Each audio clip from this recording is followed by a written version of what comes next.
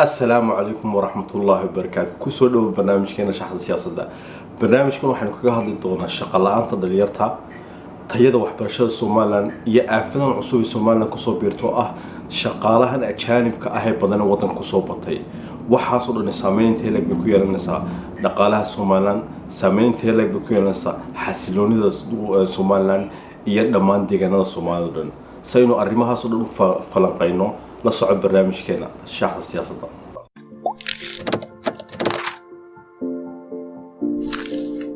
السلام عليكم ورحمة الله. أساس كدولة نما أما معناها الدولة نما وحويان هيئة إسكوتجي الله حل صاري إن كشقيان أما إلى على حقوق المواطنين تدقان ككنول. سومالان دولة دي نوح وتاجنتاي إن إلى على صدر يالك حسلوني ده يهور صعد كشعب كيجا. sanadadii ugu dambeeyay ama 10kii sano ugu dambeeyay jaamacadaha Soomaaliya waxa ka soo baxay kumanaan arday sanad walba ka soo baxay haddana shaqo la'aantu sanad walba ka sii kordhaysay intii waxa hubaal ah in hay'adaha u xil saaran shaqo abuurka dhalinyartu ay sanad walba ku dadaalaan inay abuuraan ama ay la yimaadaan shuruuc ama barnaamijyo lagu xalinayo shaqo abuurka dhalinyarta laakiin ilaa imika lama arki karo natiijo la taaban karo sanad walbana Somaliland ama khaasatan magaalada Hargeysa waxa ku soo badanaya ajaanibka u imanaya inay shaqo ka abuuraan ama fursado shaqo ka helaan runtiina ku guuleystaa inay ka helaan shaqooyin aanay xataa muwaadiniinta magaalada u dhashay ama wadanka u dhashay aanay higsan karin shaqooyin noocaas helaan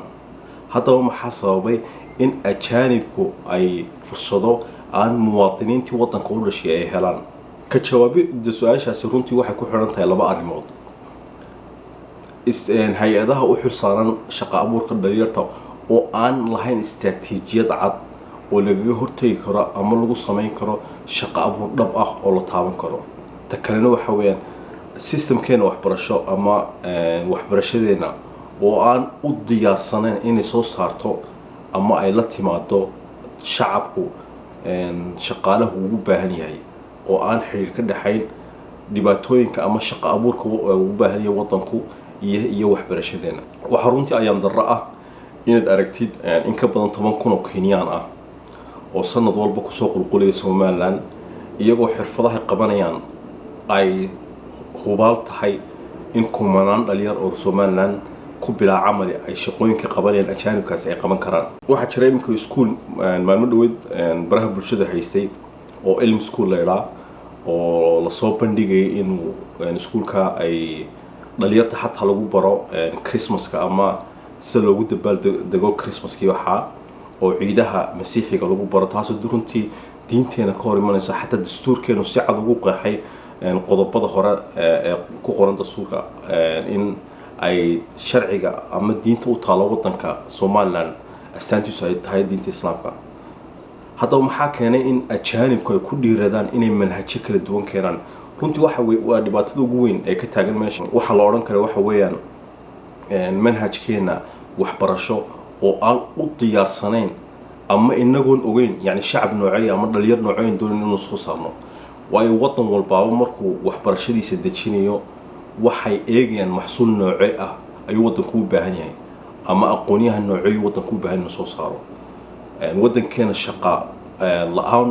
la'aan badan baa ka taagan oo dhalinyarta sanad walba soo baxa dufcadaha soo baxaaba wax yar ba ka shaqo taga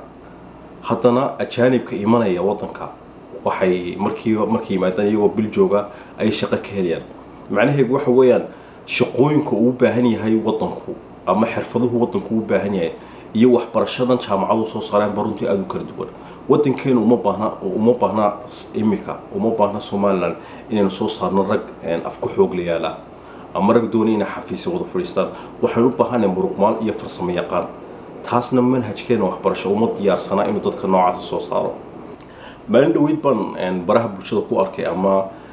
Hargeysa waxa ka mudaharaadayay qaxootigii Yamanta ahaa oo dumar Yaman oo qaxootiga mudaharaaday oo lahaa hay'adda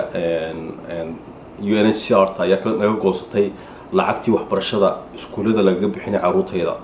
marka waxaanu diidanahay inaan caruurtayda u dirno iskuulada dawliga ah af Soomaali ku bartaan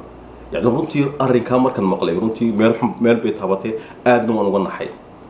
qof ajnabi ah oon waddankiisii joogin oo qaxoonti ah oo aan xaq u lahayn runtii inuu kala saaro ama uu kala doorto waayo wuxuu yimid waddan aan waddankiisii ahayn si wanaagsan baa waddanka lagu soo dhaweeyay yacni Yamanta markay yimaadeen sa shacabka Yamanta lagu soo dhaweeyay Somaliland ama deegaamada Soomaalida lagu soo dhaweeyay runtii markay dadkeena Soomaalida u qaxaan Yamanta lagu soo dhaweeyay waana taasi waa mid cad qof wala Soomaaliya oo Yaman ku noolaana dad weydiiso waarun laakiin waxa ayaan darro ah oo ay dawladeenu ku ayaan darro ah in Yamantii qaxootiga ah ay kala doortaan oo ay dawladdu ku dirqiyaan in iskuulada caruurtooda loo diro iskuulada ugu tayada badan xagga muruqmaalka Somaliland iyo xoogsitada iyo dumarkeena hooyooyinkeena xoogsitada wadooyinka fadhiya cadceeda 8 saacadood ama 10 saacadood maalintii fadhiya sayris qacaruteeda agoontii kursinayso ay korsanayso ay uga soo saarto ay haddana aanay xaq u heli kareen inay ka hadasho tayalaanta waxbarashada xagga dadkii ajaanibka ah waddanka u dhalan ay ku leeyihiin caruurteeda ma doonin af Soomaali wax ku bartaan waayo waxa weeyaan iskuulada manhajka Soomaaligu waa manhaj liita yani ajaanibkii baa heerka in la maray taasina waxay tusaysaa runtii yani qorshe la'aanta hay'adaheena kala duwan sida hay'adaha socdaalka oo ahayd inay runtii ilaaliso xuquuqda dhalinyarada Soomaaliland iyo xuquuqda ganacsatada Soomaaliland ma ay ahayn imika in waddankeena 10,000 oo Kenyan ka shaqeeyaan iyo wax ka badan ma ay ahayn in kuuliyada aynu ka keenay Bangladesh iyo wadamada Pakistan iyo waxa soo dhan ma ay ahayn in municipality-ga ama municipality-ga Hargeysa ama dawladda hoose Hargeysa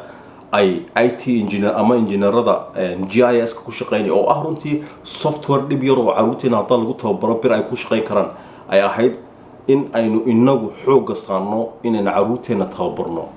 ma ay ahayn inaynu ajaanib Hindiya fariisino kuwaas oo ka qaadaya dadkeena lacag aan kari karin yani waxa loo baahan yahay manhaj ama system adag oo lagu hortagi karo shaqo abuurkan aanu sameeyno dadka kale xaqay dhalinyarteeni ama cududeena ama xooggeena ay bila shaqeeyeen waddanka Ethiopia oo maandooriyaheega qaadka aynu nahay suuqa ugu badan ay u soo iibgeyso khudaarteeduna beeralayaasheedu aynu u nahay suuqa ugu badan ay u soo iibgeyso ayaa haddana runtii irbad kaliya aan waddankeena ka qaadan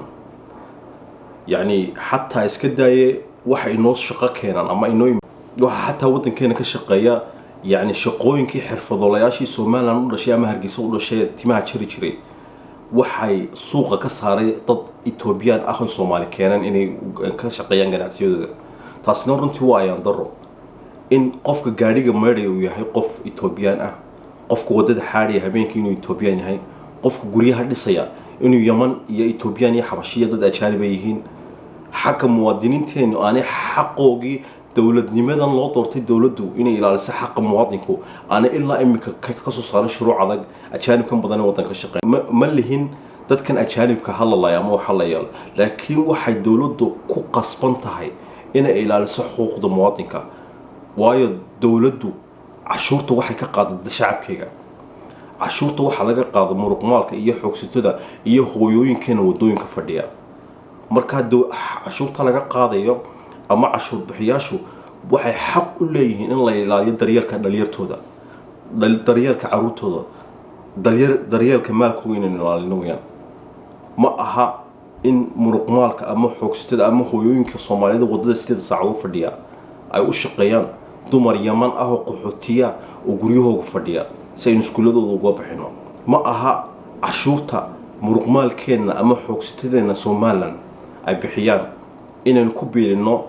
dad Ethiopian ah oo lacagta timaha ku jiraan iyo dad Kenyan ah oo lacagta waddankeena ka xoogsadaan caruurtooda iskuulo wanaagsan iyo ganacsi wanaagsan iyo nolol wanaagsan uga buuraya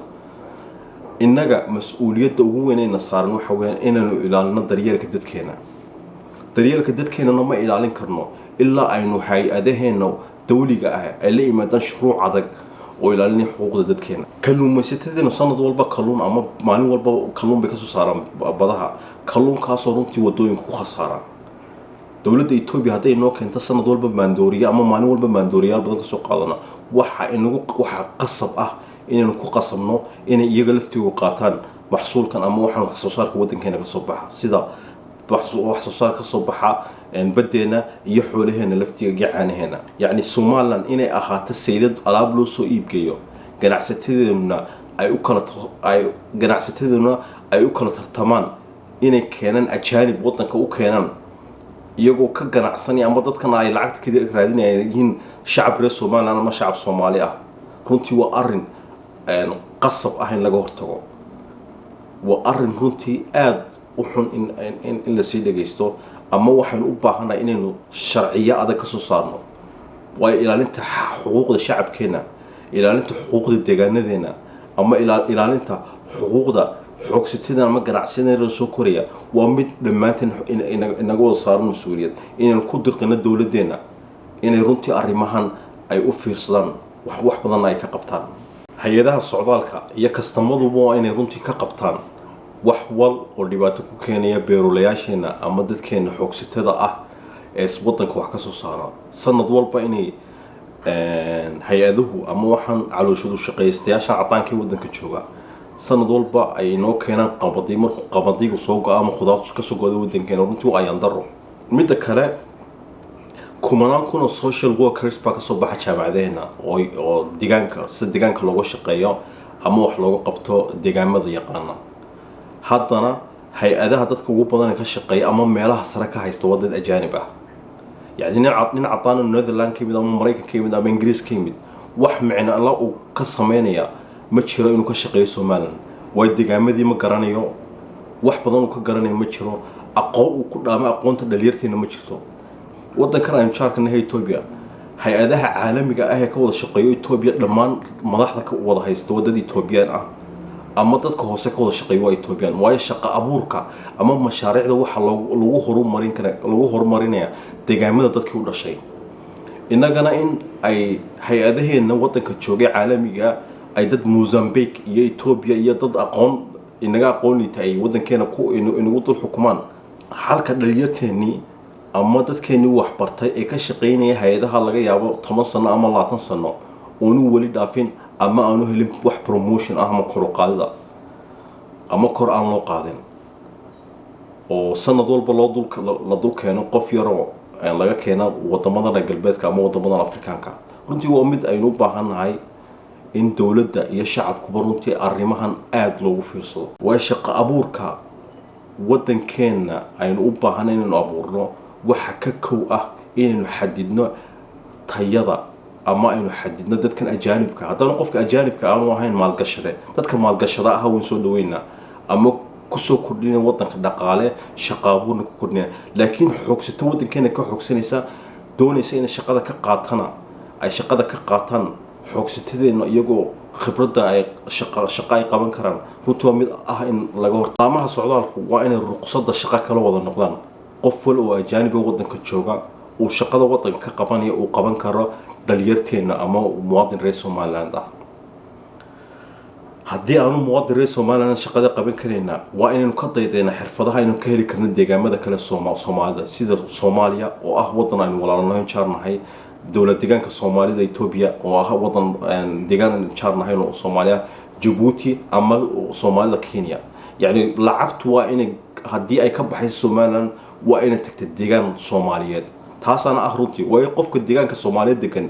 بريتولا دبعتنا إنه قد عضو ونوسو قرمانيا لكن حبش أمام حاري أما كينيا لعكتنا قاضنا أما يمن لعكتنا قاضنا ده لعكت إنه ما صار نقنيسو واحد ليلتين قصة نقنيا ما هالشقابو قصة نقنيا ما مركز سومالان وين أنا نقول سيد أي قصة شقتك عندك كأجانبكو حلقة دت كيني وطن قول الشيء دليلتين أي بلا شقيهين وطن والبعد ديسا أما حوق وكحس عطمو دليلتيسا دليلتين هديرو كذا كدلنا أما هدي أي أرك ويان إن وطن كيك أولشان يعيد أولشان أنا إلى لين دريال كوجا أما حسلوني ذود وحقوق أسبانيا سمرك إنه وطن كوضيع عن حوق دني سومالا هيستنوا حوق دليلتين كنتي وحى قصب أما وحى مد أنس لديرسين كرين أما ديب أنا ودي كرين إن وحلاقة قبض الشقابور كدليرتا وإنه هيئتهن لامها سعوداك هيئتهن الشقابورك أما شقالها دليرتا إيه هيئتهن وحبرشدو سي وذا وذا الشقيان سي أينو أكبعين كرنو عقلك حرفضة يهور مركا ديقامدهن يا دليرتهن تاسين waxay ku suurta galaysaa in manhajkeena waxbarasho dib loo qaabeeyo ama dib loo saxo si aynu u ogaano shaqa dhalinyarta noocee ama aqoonyahan noocee ah ayaan doonayna soo saarno. waa inaynu ogaanaa shaqooyinka ka bannaan suuqeena shaqada oo aan markaa kadib aynu iswaafajinaa manhajka waxbarasho iyo shaqaalayaasha u baahan yahay suuqeena shaqadu. waa inaynu ilaalinaa xuquuqda ganacsatada yaryar oo qof timaha xiiraya oo wadan ajaaniba ka yimid ma aha wadankeena inuu ka shaqeeyo halka ninkii wadanka u dhashay iyo deegaanka u dhashay timaha xiirayay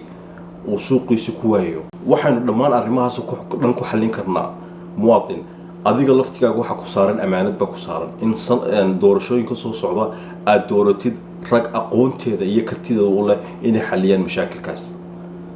Somaliland ma ahaan karto saylad loo soo shaqo tago waa inay noqotaa meel alaabteeda iyo badeecadeeda looga dhoofiyo caalamka. Somaliland hal abuurkeegu iyo ganacsateedu waa inay alaabtooda u dhoofiyaan wadamada kale ee ma aha in Somaliland noqoto saylad ay dadka ajaanibka u soo shaqo tagaan. waa inay noqonaa wadan ka fikira mustaqbalka iyo aayaha dadkiisa. shuruucda aynu dejinayna waa inay noqdaan mar walba qaar taageeraya ama kobcinaya ganacsateedena iyo muruqmaalka wadankeena. waa inay xirfaduhu ay noqdaan waxa kali ah ee wadanka ay dadka lagu dhiirigeliyeen inay bartaan. waa in laga faa'iideysta cududda ama xoogan dhalinyarta ay sanad walba ku khasaaraya fadhiga maqaaxiyaha oo xoogooga loo bedela energy ama tamar looga faa'iideeyo wadankeena iyagoo kor loogu qaaday xirfadahooga iyagoo kor loogu qaadaya daryeelkooga iyo wacyigelintooda si ay Soomaaliland u noqoto deegaan ama wadan ka muuqda geeska Afrika iyo wadamada caalamka oo dhan. aad u mahadsantiin. fadlan haddii clipkan uu yahay clip aad dareentay inuu wax kugu soo kordhiyay ama uu ku cajabiyay la share gala dadka kale si uu clipkan u gaadho dadka maamulka ama dadka go'aamada soo saara ama dadka hay'adaha sare wadanka haysta. dhammaanteen waxaan u baahannahay inuu qacmaha isqabanno si aynu u abuurno Somaliland la wada leeyahay iyo Somaliland awood leh. taasina waxa ku imanaysa inagoo tayana shacabkeena ilaalinana xuquuqda shacabkeena. assalaamu calaykum waraxmatullaahi wabarakaatuh.